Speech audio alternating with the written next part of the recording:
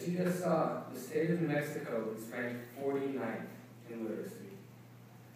The dropout rate in the Santa Fe School District is 44%. 3,000 students drop out of school every day in the U.S. In our own community, young people are giving up on their education every single day. When we learned these facts, we knew we had to do something. Hello, my name is Narani. I would like to ask you all to take a moment and imagine what your life would be like if you couldn't read. Think of all the times in your day when you need to read to make sense of your world. Learning to read was really challenging for me.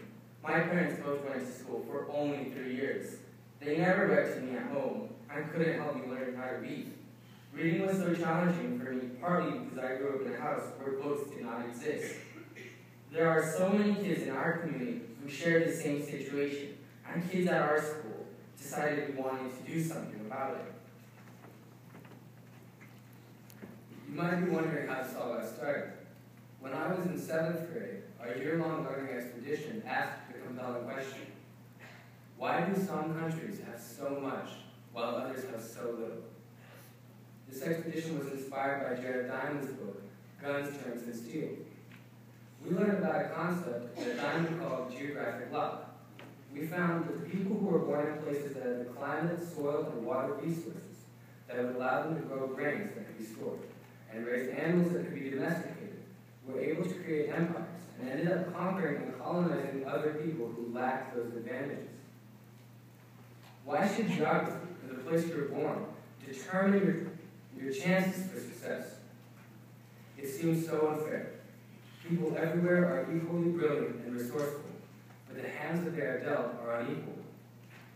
We played a game in class as part of our expedition called Empires, which helped us to put ourselves into the shoes of people from the past. This expedition drew all of us into thinking deeply about inequality and injustice. At the end of the expedition, we looked at what could possibly be done today to help improve these geographical imbalances. We decided that education would be the best way to make a real difference, teaching somebody to fish instead of just giving them fish, assuming, of course, that they actually like fish.